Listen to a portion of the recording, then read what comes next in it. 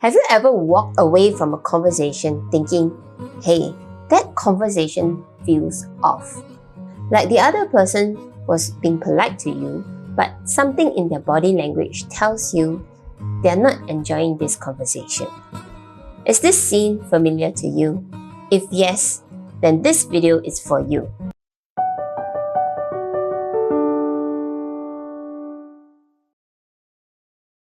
Why should you listen to a 45-year-old in a yellow dress getting ready to go out? I'm Jules T, and welcome to the Jules T Talk channel. By day, I'm working in the middle management in a manufacturing industry.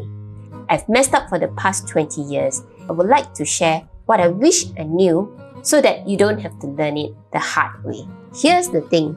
Most of the time, it's not about the big stuff that makes people dislike us. Usually it's that small little things, the small little habits that we don't notice that irritate other people. And once you see them, you can't unsee them. And in this video, I will share 3 habits that make people pull back from you. And trust me, at least one of them will make you think, oh no, I did that. Picture this, you're in a meeting room and the aircon is blasting cold. Everyone is pulling their shawls tighter, zipping their jackets up. People are furiously typing on their laptops. Everyone is in the meeting room. And your boss is presenting last year's quarterly results. Your face looks tense, eyebrows furrowed, your hand gripping on your pen so tightly. But in your mind, you're thinking, don't forget to present this report later. Don't forget that is the timeline. Do I look confident enough? Should I show that I'm focusing well right now? And nobody can really tell what's running through your head. All they see is this lady nodding, saying yes to everything, but they don't know what's running in her mind. The face is frozen, the eyebrows are furrowed. Everybody could feel the tension in her. When I look at this girl, I'm seeing stress. I'm seeing that she cannot manage the situation. I used to do this all the time, and it makes people feel really uncomfortable. Till one day, my boss came up to me and told me, Jules, you look so stressed out because you got all these wrinkles all over your forehead when you're thinking, when you're stressing out over something. It makes me feel that you're not able to handle the situation and you're so stressed up. Are you really stressed out? And that statement really shocks me because in my head, I thought that I was looking professional. I thought that I was focusing. But the truth is I was really nervous. That nervousness is translated into this tense face. Think about it. If you are sharing with someone during a lunchtime or maybe during your one-to-ones or in meetings and you give this look that you're really tense and stressed out, it makes people feel that they're afraid of approaching you. It makes people feel you're not approachable at all because you probably have something very heavy in your mind and probably it's not a good idea to disturb you. So this realization really shocked me because inside I want to look professional. I want to look that I got it. But the signal I was sending was complete opposite.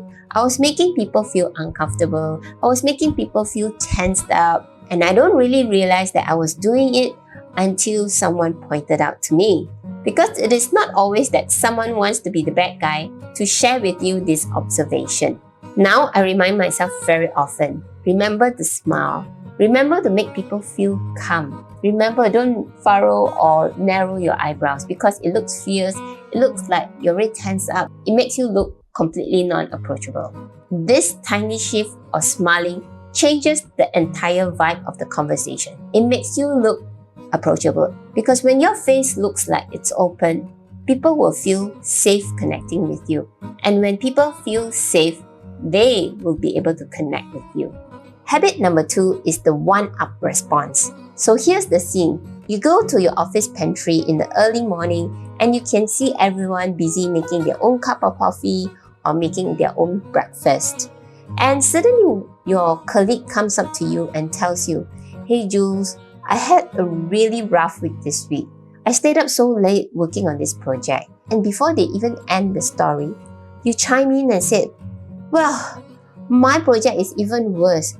I've been staying up till midnight for almost 3 nights this week. And then your colleague looks at you and he sighs and moves away. And there you are thinking, hey, I'm connecting with you. I can relate why you're staying up late and you're tired and just sharing my experiences. I used to do that all the time, trying to one-up my response, trying to make myself look like the worst victim in the scenario. I thought that I was trying to connect with them, but in reality, the person that you're speaking to would feel that you're not really listening to them. Rather, you're sharing your own victim story instead of trying to understand what they went through. In their head, this is the message they're receiving. You're stressed?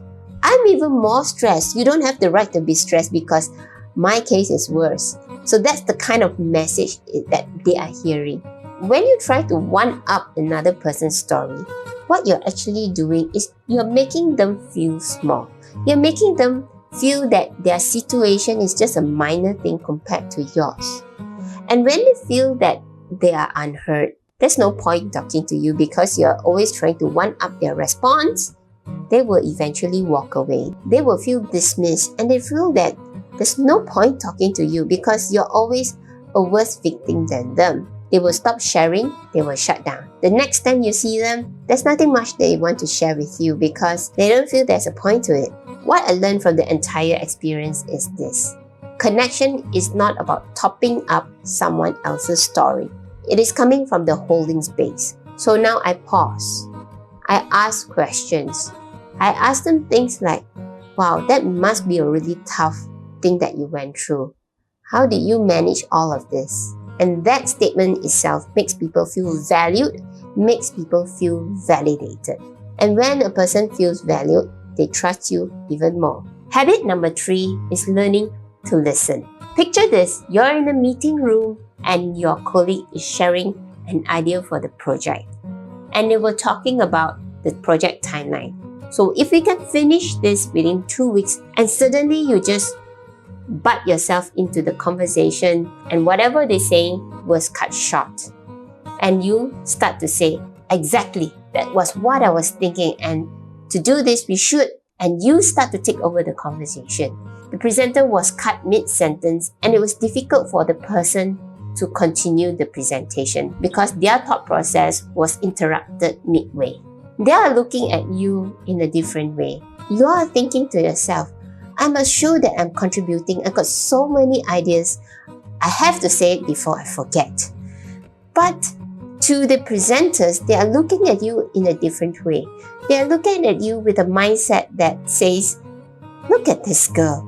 She is trying to sabotage our presentations. Before we could even present, she wants to steal the limelight. She wants everything.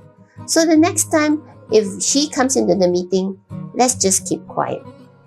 And this was the mistake that I tend to do in the past, and I didn't realize until I saw someone doing the same mistake and other people were pointing it out.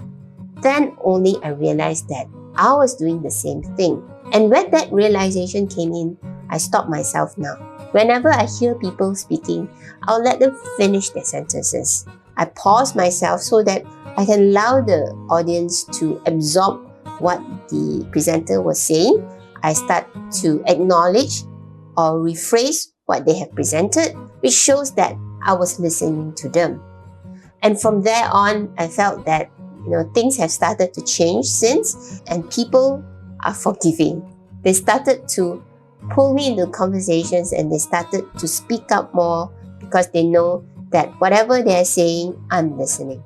From there on, I started to hold myself back and allow the other person to present first. Funnily enough, when I started to practice this, I realized that I became more approachable and people started to open up to me.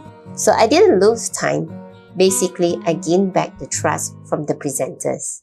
So these are the 3 habits that quietly push people away. None of us wake up in the morning with this thought in mind that today, I want to dismiss another person's thought. But this happens, these little blind spots that we are not aware about. I make so many of these mistakes without realizing it.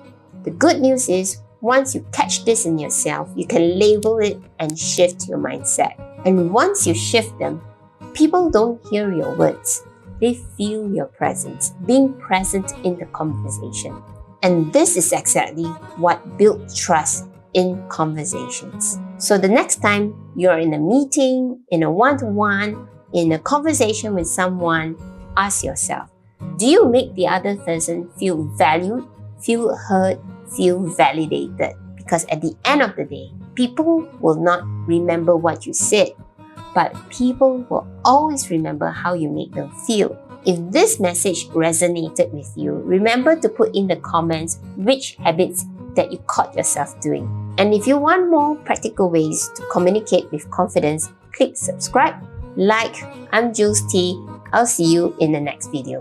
Bye.